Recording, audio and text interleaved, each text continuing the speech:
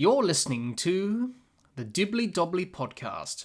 Remember to like, share, comment, subscribe, and click the bell to make sure you get the latest episodes of the podcast. Be sure to like and share our Facebook page and follow us on Twitter and on Instagram. Hi everyone, and welcome back to another episode of the Dibbly Dobbly Podcast. On today's episode of the podcast, we review the 5th Ashes Test between Australia and England from the Bellerive Oval. It's the Dibbly Dobbly Podcast, and let's get started.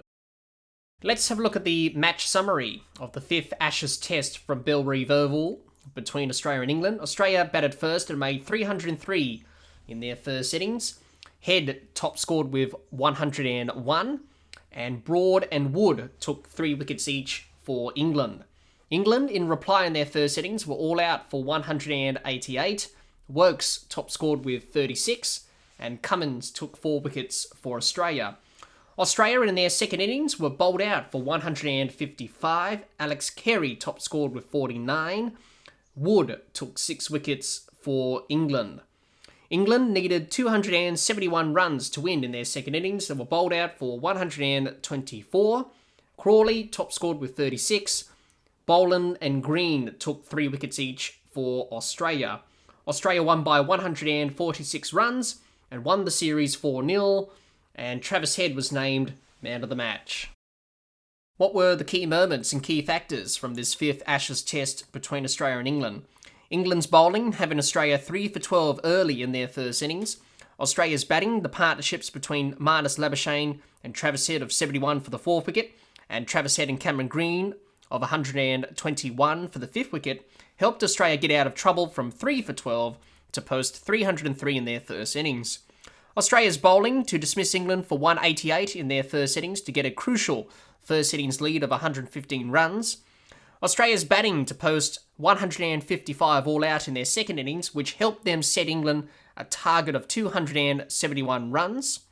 Australia's bowling to dismiss England for 124 in their second innings to win by 146 runs and win the Ashes series 4-0. Those were the key moments and key factors from this 5th Ashes Test at Bellerive Oval. Let's have a look at both teams' performances in this 5th Ashes Test match at Bellerive Oval with both bat and ball. We'll start with Australia and their batsmen. Warner 0-0, Khawaja 6-11, Labuschagne 44-5, Smith 0-27, Head 101-8, Green 74-23, and Carey 24-49. That's how the Australian batsmen went about things in this 5th Ashes Test. I thought Australia's batting was okay in this match. Australia in the first innings were in a bit of trouble at 3 for 12 on a tricky pitch at Bellerive Oval and not looking like posting a big first innings total. England were bowling well to Australia in conditions that suited England, with the ball moving off the seam and swinging in the air on a green pitch with the pink ball in this day-night test.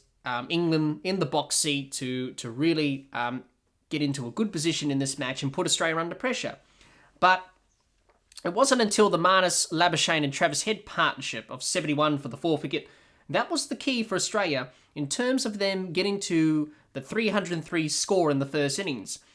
On a pitch that was offering a lot for the bowlers, those two were counter-attacking, being aggressive, playing with positive intent and putting the pressure back onto the England bowlers. And that counter-attacking put England under pressure. And England started to lose their way with the ball. They were a bit inconsistent with their lines and lengths. They couldn't apply pressure because the runs were scoring freely for Australia. They got Labuschagne out, England, and Australia were 4 for 83 at lunch. But it wasn't until the Travis Head and Cameron Green partnership came together after lunch, and that partnership really sealed this game for Australia and put them in a good position to win this test match. The pair added 121 for the 5th wicket to help Australia get to 303, which was a good first innings score on this tricky surface here at Bellerive.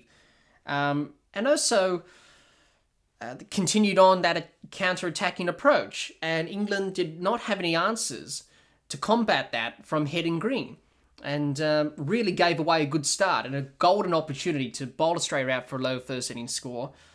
And those two partnerships, Labuschagne and Head and Green, really took the game away from England, and that really got Australia back in this test match and got them to a competitive total, which in the end proved to be a good total in the end because they won the test match.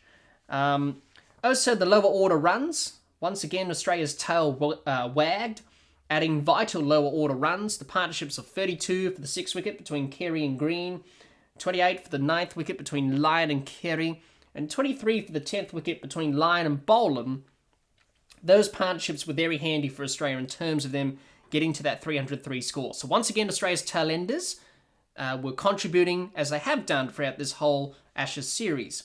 The second innings, after bowling England out for 188 in the first innings, Australia had a good first innings lead of 115 runs, but Australia were in a bit of trouble in their second innings at 6 for 63 and not looking like setting England a big target to chase in the fourth innings. England, like in the first innings, bowled well on a pitch that resembled English-type conditions. Australia were losing wickets at regular intervals, and no batsman could get in and get set on this tricky surface at Bellerive, which was hard for batting.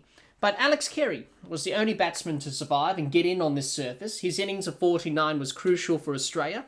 Also, the partnerships of 49 for the 7th wicket between Carey and Green, and 30 for the 9th wicket between Carey and Cummins. Those two partnerships, along with Carey's innings of 49, was very crucial for Australia to set England a target of 271 runs on this Bellerive Oval surface.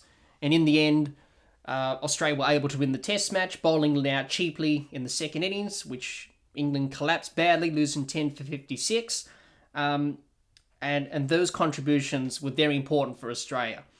A word on one batsman in particular, Travis Head. I thought he was outstanding again. 101 of 113 balls to help Australia in this test match and put them in a good position. I thought he played with great intent. He was aggressive and playing with that freedom, as we've seen from Travis Head in this Ashes series.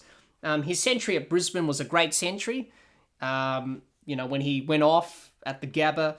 But I thought this century at Hobart was probably his best of the series out of the two, given the situation and of the match and the conditions. And this match and this innings from him was very crucial in terms of Australia winning this test match and going on to win 4-0. So I was very impressed with Travis Head. Also with Cameron Green as well, to back up his innings from Sydney, scoring another 70-odd. Obviously, Cameron Green realising his potential now with the bat. It was great to see him score some runs. And also a good partnership he had with Travis Head. Also, I thought Marnus Labuschagne batted well for his 44. It was a bit funny the way he got out in the first innings to Stuart Broad, falling, face first into the pitch and getting bowled.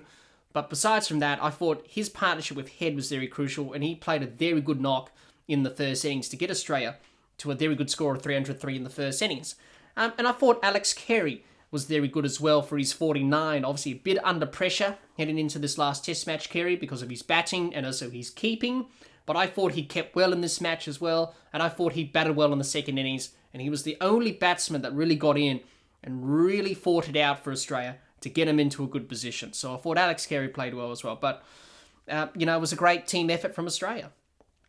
Overall, it was a good team effort from Australia with the bat. Despite conditions being difficult for batting, they managed to find a way to get themselves into a good position to win this test match. Let's have a look at Australia's performance with the ball in this 5th Ashes test. Green got 4 wickets. 4 wickets for Stark, 7 wickets for Cummins, and 4 wickets for Boland. And that's how the Australian bowlers went about things in this 5th Ashes test from Bellerive. I thought Australia's bowling in this whole match was very good in both innings. I thought they were outstanding. The first innings, Australia's bowling was very good. Did well to bowl England out for 188 in the first innings, which gave them a crucial first innings lead of 115 runs on a tricky surface at Hobart. They bowled well to the conditions. They did well to keep the pressure on England throughout the whole innings. Their lines and lengths were consistent. Their pressure was relentless. And all of them contributed nicely to the bowling effort. The only one who didn't bowl in both innings of this match was Nathan Lyon. He wasn't required. So it just shows that all of the bowlers did their role, contributed nicely, and were able to bowl England out for 188, which gave Australia a crucial first innings lead of 115 runs, which proved to be very crucial in this match, given the conditions and how tricky batting was on this surface.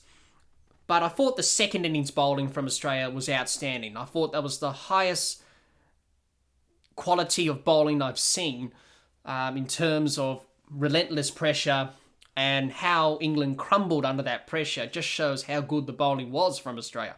Australia didn't start well in their second innings with the ball. England's openers, Burns and Crawley, got off to a good start in the run chase, adding 68 for the first wicket, which by far was England's best opening partnership of the series thus far. Australia just didn't get it right. Their lines and lengths were inconsistent. But Cameron Green got things started for Australia. He took the first 3 wickets for Australia in the innings, and Australia never looked back. Once Green got those first 3 wickets in the second innings, Australia kept the pressure on. They were relentless in their pressure they applied on England. Their lines and lengths were consistent. All of them contributed nicely. They got the ball to swing and seam under lights on this Bellerive Oval wicket, which was green, very difficult for batting, and the England batsmen couldn't cope with the pressure. So I thought that was brilliant, the way they bowled in the second innings, led by Cameron Green, of course, getting things rolling, and then Pat Cummins took over as captain, obviously taking those 3 wickets, leading by example, and Scott Boland, superb as always. He's been superb in this series, and Mitchell Starc got the crucial wicket of Ben Stokes as well, so he contributed as well. So overall, it was an outstanding bowling display from Australia in this 5th Ashes Test. All the bowlers contributed nicely. Let's have a look at England's team performance with both bat and ball in this 5th Ashes Test from Bellerive Oval. We'll start with their batsmen. Burns 0 and 26, Crawley 18 and 36, Milan 25 and 10, Root 34 and 11, Stokes 4 and 5, Pope 14 and 5, Billings 29 and 1, and Wokes 36 and 5. That's how the England batsmen went about things in this 5th Ashes Test from Bellerive Oval. England's batting, what can you say about it? It was poor again in both innings. There's no other word to describe it. It was poor. It was pathetic, especially in the second innings, and we'll talk about that a little bit later. But their first innings bowled out for 188, conceding a first innings lead of 115 runs, which was a big lead on this pitch here at Bellerive Oval, which was offering a bit for the bowlers, a bit of seam and swing movement. Obviously, green grass as well on the surface. Batting was difficult. In the first innings, they lost wickets at regular intervals. 1 for 2, 2 for 29, 3 for 78, 4 for 81, 5 for 85, 6 for 110, 7 for 152, 8 for 182, 9 for 182, and all out for 188.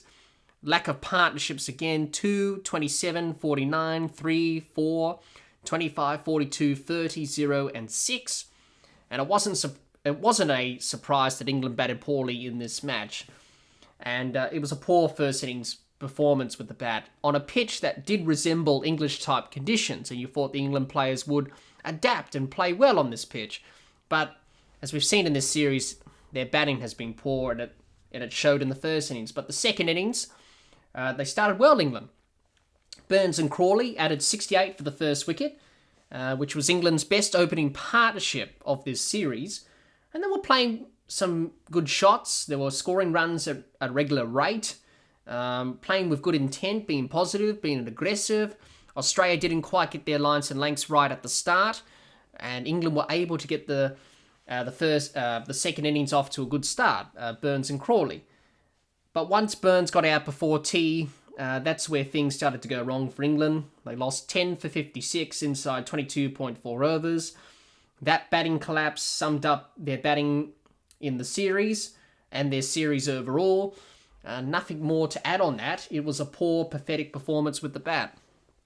And all of their dismissals, the shots they played, obviously the only one who really got a good ball was Joe Root, the one that kept low when Scott Boland got him out.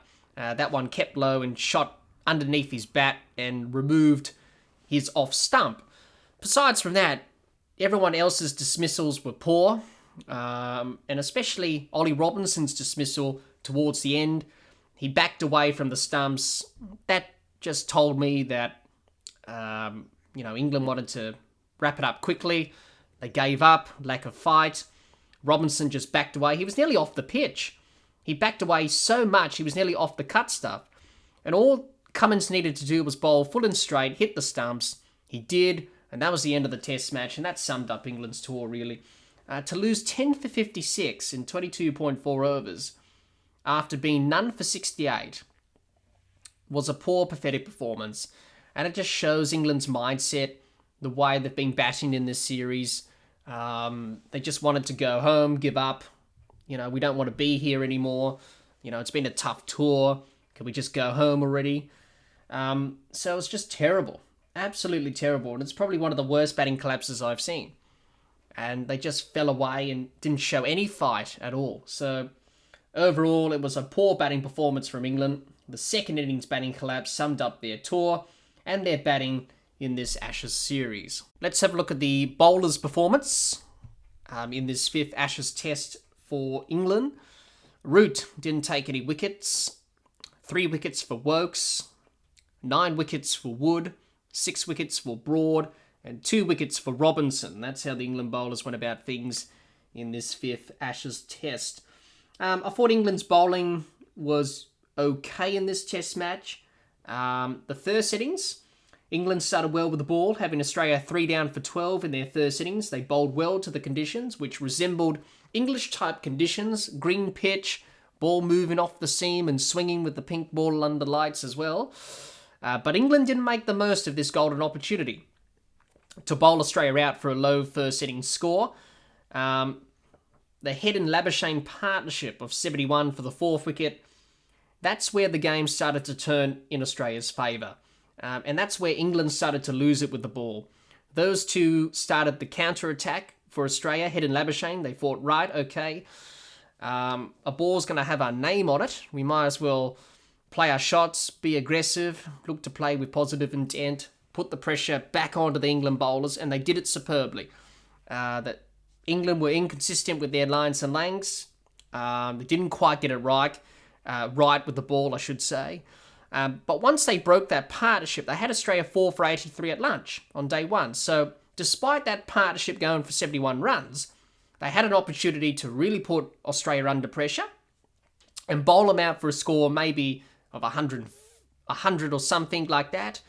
But that was short-lived. And once Travis Head was joined in the middle by Cameron Green, that partnership pretty much took the game away from England and pretty much sealed England's fate in this match. The partnership was 121 for the 5th wicket. Head and Green continued the counter-attacking, as Head and Labuschagne did with that partnership for the 4th wicket of 71. They continued on that counter-attacking approach and playing with positive intent and being aggressive. And England were rattled and didn't really bowl well. Their lines and lengths were inconsistent and they conceded 303 runs in the first innings. They could have had Australia out for a low first innings score. But it's just not good enough to have a side 3 down for 12 for them to end up scoring 303 on a pitch that was very helpful for the bowlers. So that wasn't good for England. Yet again, a golden opportunity, but they missed it. The second innings, just like the first innings, they had Australia under pressure again, England, at 6 for 63, and had an opportunity to bowl Australia out for a low score and chase a manageable target on this tricky pitch. They did well to bowl Australia out for 155 and kept the target down to 271. Below 300 was a good effort from England. But it could have been a lot less. But once again, England didn't take their opportunities. Carey was bowled off a no ball by Chris Wokes. That was a bit controversial. People saying it was a no ball, others saying it wasn't. But anyway, it was a no ball and didn't get him out. And Alex Carey played a crucial knock for Australia. In the end, he got 40-odd with the bat, and those runs were very crucial for Australia. And also the partnerships from Australia's tailenders in the lower order, England couldn't finish off the job, quickly. Partnerships of 49 for the 7th wicket between Carey and Green, and 30 for the 9th wicket between Carey and Cummins, were crucial runs for Australia in terms of them getting to that 271 target to set England And in the end, that was enough on this pitch because obviously England collapsed in the second innings. So they missed their opportunities again with the ball, England. So overall, it was an okay bowling performance from England. But it was a disappointing performance, really. They didn't grab their opportunities, especially in the first innings, but also in the second innings. The only one who bowled well in the second innings and got England back into the match was Mark Wood. He took 6 wickets in the second innings, all of them short balls, and the Australian batsman didn't know how to play him and how to handle the short ball. In the first innings, he went for some tap, got some runs, conceded off him, but he managed to find a way to take wickets on this pitch, bowl short, and that's what he did. Pretty much all the wickets he took were short balls, really. But yet again, England, Australia 3 for 12. They made 303. They missed the golden opportunity to really put Australia under pressure in this match. And unfortunately, they couldn't capitalise on that. So overall, it was an okay bowling performance from England, but they will be disappointed that they missed a golden opportunity to dismiss Australia for a low first innings score after having them 3 for 12.